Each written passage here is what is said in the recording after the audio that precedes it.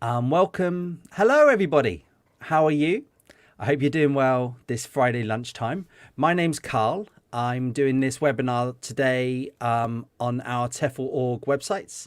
Just getting rid of my daughter's hat that's down there. You can probably see it. Sorry about that. Not very professional. Welcome to this Friday lunchtime webinar. I'm currently in Belfast, Northern Ireland. I work for TEFL org as the course tutor here in Belfast. And I really am missing the weekend practical courses that I do with people wanting to get into TEFL. I have been teaching myself for about 15 odd years in various parts around this beautiful world of ours. A lot of East Asia, Japan, China, South Korea. I was only in South Korea for a bit, but I still enjoyed it. Lived for a bit in China and Japan though. And I want to help you guys get into TEFL. So if you have any questions, please say hello in the chat. Please let us know where you are. Please let us know what sort of stage of TEFL that you are at. So are you looking to do a course? Are you already teaching? Do you want to teach online? Do you want to go teach somewhere else around the world? Whatever you want to do, let us know, because I will hopefully be able to answer your question. Or if not, Alan will. Alan's monitoring the chat. He has a lot more information about the courses that TEFL org offer than I do. So any questions like that, then please let me know. So the theme of today's talk is basically teaching English exams, teaching exam preparation classes. And the reason why we chose this today is because it's a part of English teaching that never really goes away. It's a part of teaching English that is really needed by students. Okay, so I can see the hellos coming in. Hello, Jeff. You lived in Ballymoney for 7 years. Good, good. Not far away at all. Claudia, hello. Josh, Jeff, you're still studying the grammar. Alison, you're halfway through the methodology module on the level 5 course. Wow, I hope you're teaching it. Yasmin, you want to teach online? You're in Istanbul. Good, good, good, good, good. T Myers, good. Hello, everybody. Thank you very much. I'm very jealous of some of those locations in Istanbul and also in the Costa del Sol. I hope it's a bit sunnier than here in Northern Ireland. So any questions you have, please put them in. So teaching exams. The reason why it's a good thing to get into if you are looking to teach is because the students really want it, and students often are quite willing to pay for exam preparation. Why are they willing to pay for exam preparation? Because they want to pass the exams that will allow it's a qualification that will actually help them further their life in some way. So, for example, the number one reason in a poll about 10 years ago that the British Council did as to why people are learning English was actually to improve their education level or to go and study in an English-speaking university. And in order to get to an English-speaking university in Australia or in America or Canada, New Zealand, and increasingly in places like Singapore and Malaysia, where they offer English-speaking universities, and parts of China, in order to get that, you've got to have some sort of English qualification to be able to show the university that you are willing to, and you are able to study in that you are willing and you're able to study in that course.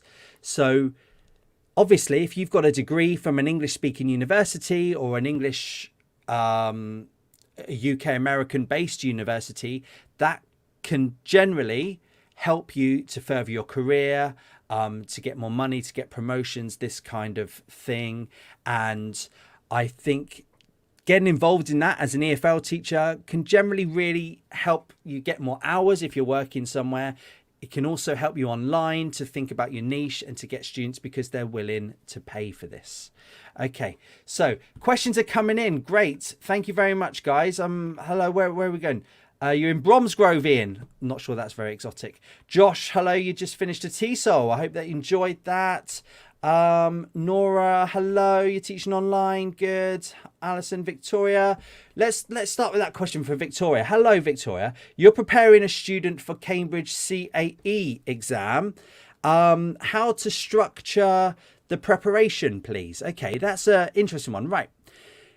So I'm going to talk sort of generally about how to structure exam courses and then maybe how to structure exam classes within that. Now, Cambridge CE exam is one of the English exams you can do. There's also IELTS, for example, is one. There's the Trinity suite of English exams they do. There's the Pearson one. There's TOEFL. I'm just having a look at my list. TOEIC, yeah, that's another one. In Japan, there's one called STEP Icon or Econ. I can't ever pronounce that very well. So there's lots of different exams. Now, how generally exams are divided into a reading paper, a writing paper, a listening paper, and some sort of speaking exam. Generally, not always the case. Trinity sometimes combine the speaking and listening, for example. So you tend to decide that you want to teach down either the route of going right speaking lessons, writing lessons, reading lessons, listening lessons. So you might do a 1 hour or a 2 hour lesson just on writing or just on listening. And then you would look at the different sub skills. So, for example, in writing, you might work on paragraphing. Listening, you might work on listening for detail, that kind of thing. So that's one way of structuring the lessons down the skills. Another way that you might see textbooks structure them, or you might want to structure them yourself, is to do it along a theme of vocabulary stroke topic. So, for example, you might have a topic of education, and you'll find a nice reading text on education. You might find a listening text on education. They then write an essay about education, and then they sometimes do a speaking practice on education. Okay, so things like that is different ways of doing it. Now, what you might find if you're teaching online is that a student will come to you and say, I want to improve my writing skills for this certain exam. And then if you're going to do that, you're probably going to just prepare lessons for teaching the sub skills of that exam and of writing. You're probably not then going to do it down the theme of topic. Now, you might, if you're with them for 4 or 5 hours or 4 or 5 lessons, you might give them an essay on education, one lesson, an essay on healthcare, another one on sport, whatever it is, your topics like that. But generally, it does depend on your students whether if you can have them for a 10, 20 week course, I'd probably go down the vocabulary topic route, getting a bit of reading, getting a bit of writing, a bit of listening, a bit of speaking in every exam. If you've got a student come to you who just wants you to have just to improve one skill, then I'd probably just go down that route. I hope that helps you there, Victoria. Ian, this guy is good. Wow, heard him before. Well, I'm glad you've heard me before, and thanks for coming back in, and I'm glad that you think I'm good. But EFL has different opinions. If you disagree with me, if you've got any sort of evidence, or if you do agree with me, please put it in the chat. Let's get some conversations going in. That would be fantastic. Okay. Claudia, hello. I'm halfway through the 120-hour online course and looking to teach online. What is the best way to find guidelines of what is required for certain exams? Okay, the first way of doing it is to go onto the official website for what exam that you want to teach. Now, if you're going to go teach online, you might find that you sort of, if you're going to be an independent teacher, you want to concentrate on just one exam, and then you really get to know that one exam. So you might really get to know the Cambridge CAE test or the Cambridge FCE test. Then you mark it yourself as Claudia, sorry if I mispronounce your name, the TOEIC, the FCE specialist. Okay. If you're going to go work at a local school, then you would basically have to teach what that school generally offers as a class, because students would sign up for IELTS classes or sign up for Cambridge classes, whatever it might be. Okay, so does depend on, your choice of it depends on whether you're going to go work physically in a classroom or physically work online. Also, exams tend to be more in favor in different parts of the world. So, for example, I know the Cambridge exams are quite popular in Europe, less so. They're still taken, but less so in Asia. Whereas there are some specific countries, like as I mentioned, in Japan, they have the step icon test. TOEFL seems to be quite popular for people who want to go to America, or the TOEIC test. IELTS tends to be more popular for people going to Australia or the UK. So it depends on your market which one you're going to go for. Look up the I've gone off piece from this question. Sorry. Look up the official website. They will give you a structure of the different types of questions that there will be on the list and on the reading paper. They will also give you some examples of timings, that kind of thing, and also they often have a free download of a test paper. I really recommend to you guys that you try and take the test yourself before you even think about teaching it. Now, that doesn't mean going and paying for it. That means downloading a practice one, having a go at it, but just be aware that probably in that one practice paper won't be all the different types of questions that they've got. Okay, hope that helps. Julie, your question about converting, I'm not sure. Alan, I don't know whether you can help with that one. The Acting Dream, what a lovely name. Hello. You're halfway through level 5. You've been working as a TEFL teacher for 3 years. Congratulations, you have your own online business. Good. Preparing for exams online. You've done it in class before, from Paris. Well, Acting Dream. Can I call you the Acting Dream? The preparation isn't that much different. So imagine if a student in a class wanted to pay for 2 hours, then you go for that, you ask them what they want and you teach what they want, basically. If you're going to go teach online and you've got sort of 2 ways of teaching online, you might go down the route of offering a course.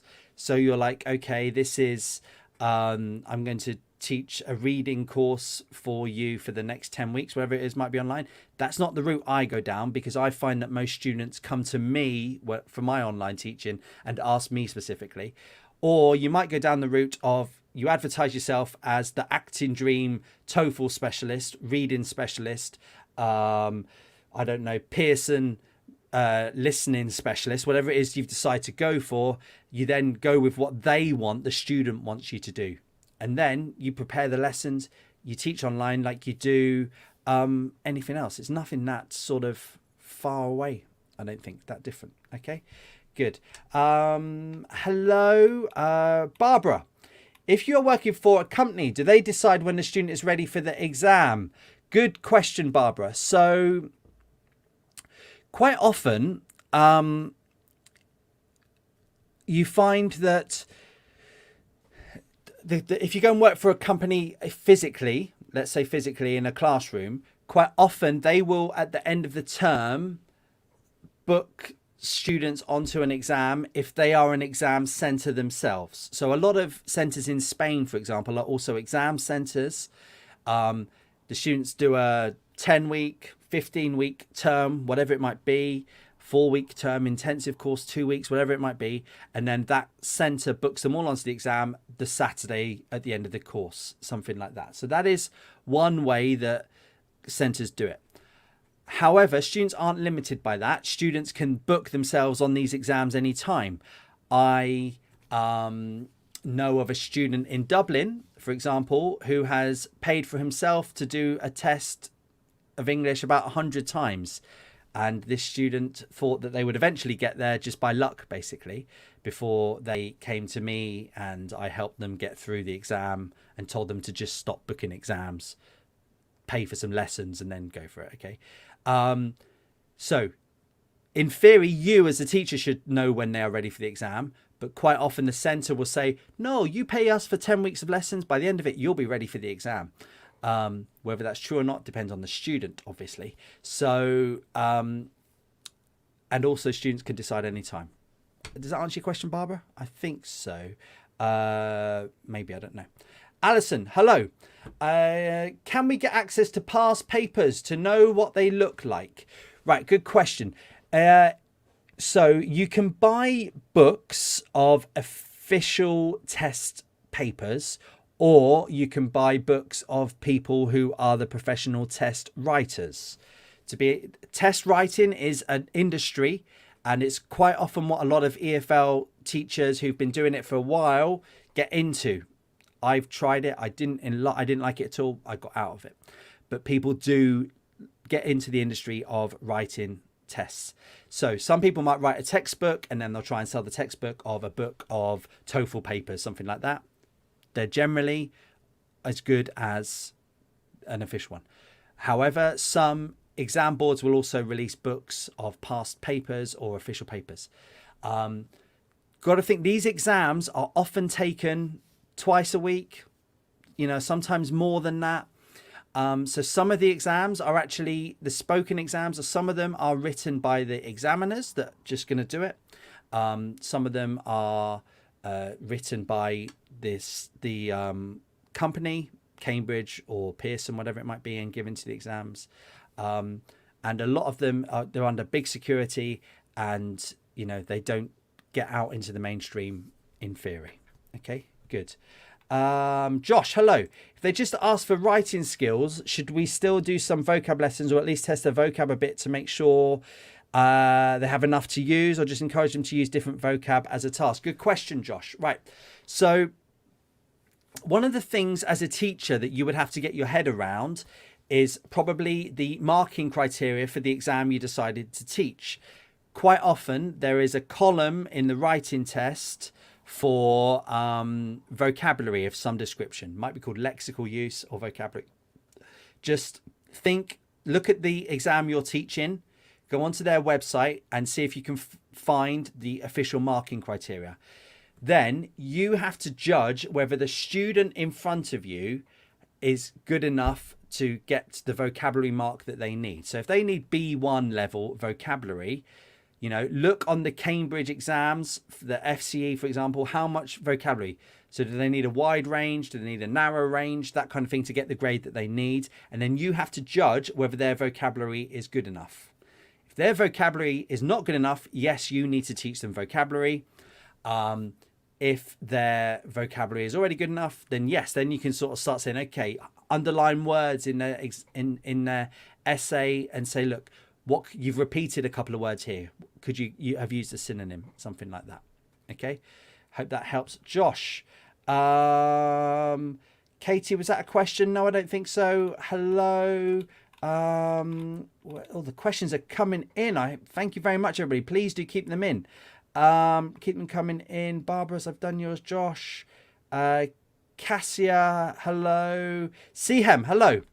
Hello, I would like to ask you about preparing students for IELTS exam and what they want to know about how to score speaking. Thank you. Right, so similar to, as I just said, Sehem, look at the official IELTS speaking criteria, and that off the top of my head is listed in 4 columns for IELTS.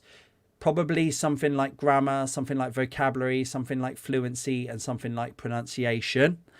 Find out what grade that student needs in order to get to whatever they want to do. So these English tests, generally, some of them are pass-fail, but generally they're not pass-fail. Generally, the student takes the test and they get a score at the end. The key thing is to know what score that student wants. Okay, and then if you get them, so then if they want, for example, the C1 level equivalent, you need to find out how the examiner will give them the C1. So what will the examiner be looking for in the fluency column? What will they be looking for in the vocab? Can they make lots of mistakes to get C1 level? Probably not. But can they make lots of mistakes to get A1 level? Yeah, they might be able to make lots of mistakes. You might need to build up their fluency. So it all depends on the student, what they need. You have to then match it up to the score they require on the marking criteria. Okay, good. Nicolo, hello, greetings from Italy. You're currently attending the 120-hour TEFL's course. Plan to move to Asia, possibly China.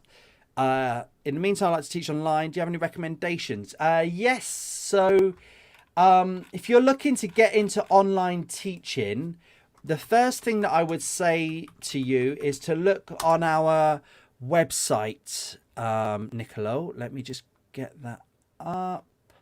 Yep, there you go. Hopefully you can see it now. If you go on the right hand side here at the top here to the blog on the TEFL.org website, if you go to the blog, click on that, it will take you to the home blog page, and then you could just type into the search here online teaching, click on search, and then you'll see lots of blog posts here written by the TEFL org team, how to find your first online teaching job, the best teaching companies, what to expect. You know, there's lots of things on there about getting yourself into online teaching. Okay. If you only want to teach Asia, that's probably the easiest way to get into it, because the companies, the biggest market is generally Asia. And if you look in our TEFL jobs, you'll see on there at the top there that you can find some online jobs there, and then you can sort of go from that and see what you can find. Hope that helps you first stage on it. There's also lots of videos I've been making on this Facebook page, and hopefully on the YouTube page as well, about how to get into online teaching. Okay, so have a look at those. Good. This is Acting Dream is not your business name. I quite like it. You never know. I think, people might sign up for that. Nicole Koo, hello. You're talking about writing. Is the sentence pattern useful? Yep. So sentence pattern is word order in my theory. It is what I think you're talking about. Syntax. I was looking for the special word for it. Syntax. Yep. So how word order is a big part of it, and some languages, the word order. So English is a subject, verb, object language. The subject, Carl, subject is speaking, verb to you, object. Some languages, I think, are verb, subject, object. So speaking, Carl, you, for example. And then once they then convert themselves into English, they then have problems with syntax and word order. So sentence pattern is definitely something that you might find. Paula, hello. How do you get into the writing test industry? Interesting one. Okay, so first thing that you probably want to go down is sort of start writing some of your own tests, and pick on one test and then see if you can do it, and then basically submit it to the exam board and see if they like it. My problem with exam writing, and this is more my personality than probably anything else, is that you've got to have a very thick skin. People will tell you constantly that your test questions are bad, and you have to deal with that. So don't go into it if you take a lot of pride in your work and you don't like criticism. I think that says a lot about me. Good, Julie. I'm glad that helped you out. Looks like Alan's been helping you with that one. Good. Sam, hello. Thank you for what you're doing. It's no problem at all, Sam. Thank you for joining in. Please, tell your friends that I'm here most Fridays. I'm glad I can help you. Is the Cambridge C2 is really harder than the C1? Okay, right. I'm not a Cambridge exam expert. The reason being is because when I lived in Vietnam, Japan, China, Sri Lanka, Cambridge exam wasn't offered by the centres I worked for. They tend to get offered a lot in Spanish and Italian centres. I've worked as an examiner over there, but I've not taught over there. So I've never really had to get involved in the Cambridge exam. If anybody has any experience to help Sam here about whether it is definitely harder, then please do pipe up and tell us. But generally, how the difference between C1 and C2 tends to be in the level of vocabulary. So, for example, there's something called the academic word list, which is a list of vocabulary, lexical items that are ranked by the amount of times they are used in the world, basically. So they quite often, words such as, I don't know, let's say introduce is probably a lot more, introduce or examine is probably a lot more common than something like ultra analyze or something like that. And then if a C2 exam will have more of the less common items in than the C1 exam, if that makes sense. So quite often the student has to know a wider range in order to get it. The types of question might not be that different, and the length of paper might just be a bit more for C2 exams, but generally they are not that different in terms of that. But it's more the structures in terms of a wider range of grammar, more complex grammar, might have more modals in, might have more different types of conditionals in, that kind of thing. And the vocabulary is different.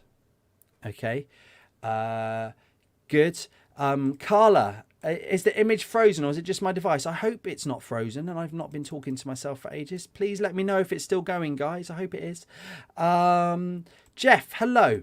How can you ensure that any mock exams we give, our marking is accurate? That is a really important question. Okay.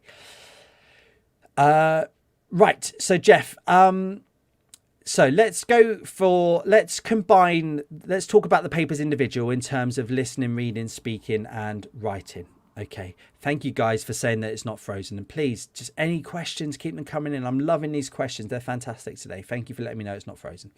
How can you ensure that any mock exams we give, our marking is accurate? Right. For reading and listening, it's not too difficult, to be honest, because you have your exam and they tend to have 40, let's say 40 questions that the student has to write the answers in. You have your question paper, so you've got their 40 answers, and then you've got an answer key. You just check. Now, key thing for reading and listening is to make sure that the spelling is correct. Yeah, if the student's spelling is wrong, that quite often means that their mark is not going to be given to them. So you've got to be really accurate with terms of the spelling. You've also got to be accurate with what the exam suggests is the number of words that they can answer with. So if it says on the exam, answer this question in 3 words or less, or no more than 3 words, depends how it's phrased, you've got to be really, really important that you make sure that you stick to that when you're marking it for reading and listening. Okay, good. For writing, it's difficult.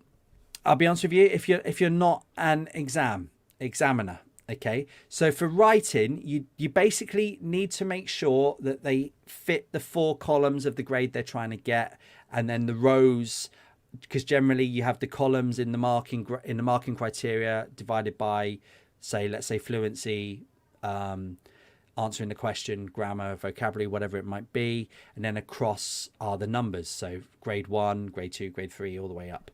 So you've got to make a call about whether you think that they are hitting that criteria they need. Look at things like how far do they go away from the question they're given, for example, in writing. How well do they cover what they need to do in the blurb they are given at the top to help the rubric is the proper word, I think, in terms of telling them what to do.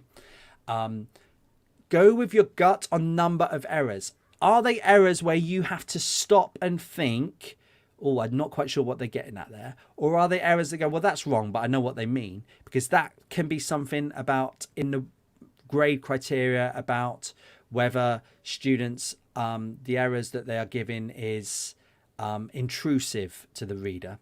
And then vocabulary, look, if they repeat the words, that kind of thing, then it's a problem. But it is difficult. It comes with experience, Jeff, okay?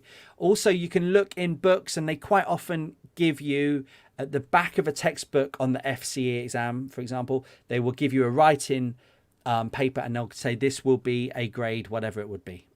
And then you can sort of compare that with yours, okay? For speaking, it's a similar sort of thing, okay? Make sure that the students, when they pronounce things, is it the same thing that they're pronouncing all the time, or is it all different types of words and sounds that they're getting incorrect. Because if it's just one sound, that tends to mean the pronunciation can be fixed a bit more easily than if it's all sort of sounds. Think about fluency. Do they stay on topic, or do they, like I tend to do, sometimes go off topic and start talking about something else? That can really affect the fluency grade. Is it one type of grammar that they're really getting wrong all the time? So, for example, some languages like to use the present continuous to talk about almost everything, and that can be wrong. Can they do the past tense well? That kind of thing. So basically, it does depend per the skill. Reading and listening is generally quite easy. Stick to the rules. Speaking and writing, you've got to take a bit of judgment into it. But there are things out there. There are videos on YouTube from the official exam boards that say this is a speaking grade 7. Listen to it. Think about the number of errors. Is your student on par with that or not? Good. Thank you everyone for saying it wasn't frozen. And thank you for that great question. Our Dreamer, how to make a reading class interactive and fun. That's a good one, right? So really, I like to teach reading. It depends. If you're doing an exam class, then really you should be using official exam papers, really, and then you might break it up bit by bit. How to make it a bit more fun? You could, for example, get a paragraph, you divide it into sentences, you put the sentences up around the room, and then you get students to run and try and recreate the sentence. So, for example, you might have the first sentence there, the second sentence there, the third sentence there, up around the room. Students run, they write it down, they think, okay, then they run back, tell their mates. You can make it a speaking, running, dictation type thing. They write down the sentence. They've worked this on their speaking and their listening skills. They've also worked on their reading skills, and then they have to work together in order to put the sentences or even the paragraphs in the correct order, that kind of thing. How else do you make it fun? I mean, vocabulary games. Vocabulary comes in a lot in reading. That tends to be, there's tons of vocabulary games that are out there. So there's loads of different ways of doing it. Okay. Exam classes by their nature aren't the funnest. And the reason why they're not their funnest is because they can be quite high pressure. For example, I taught in Iraq on an IELTS course, and the students had one chance basically to get through this IELTS test that would get them out of Iraq and to an American university or a British university. Very high stakes for them. Was there much time to be playing a bit of music or, look at this lovely little YouTube video I found about something? Generally not, quite high pressure. Everything goes towards the exam.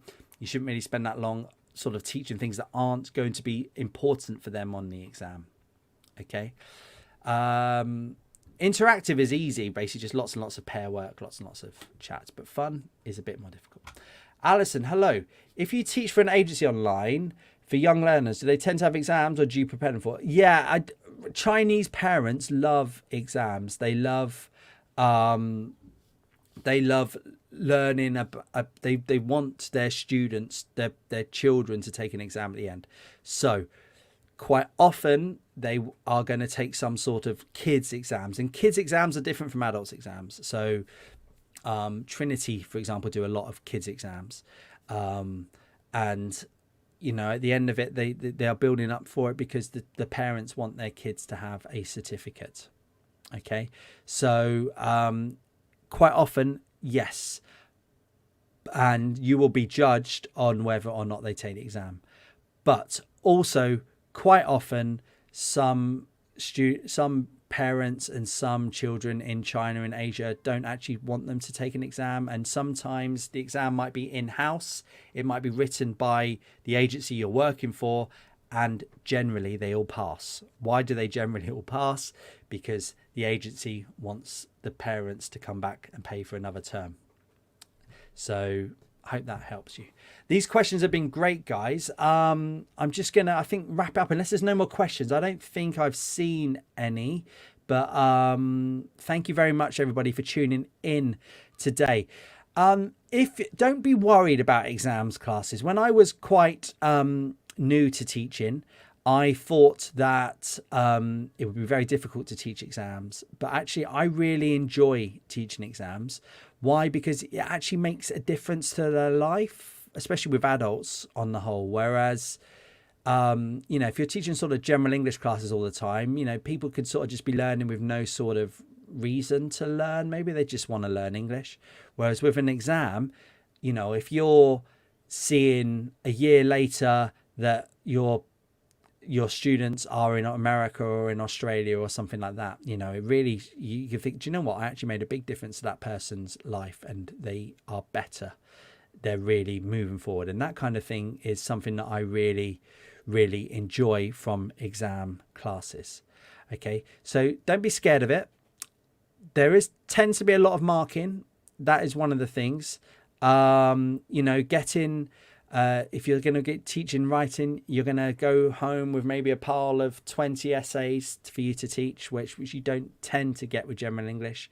So, that is something that is to be aware of. Okay. If you're seeing a job and that job advertises you lots of writing exam preparation, be wary of the amount of marking that you would have to do.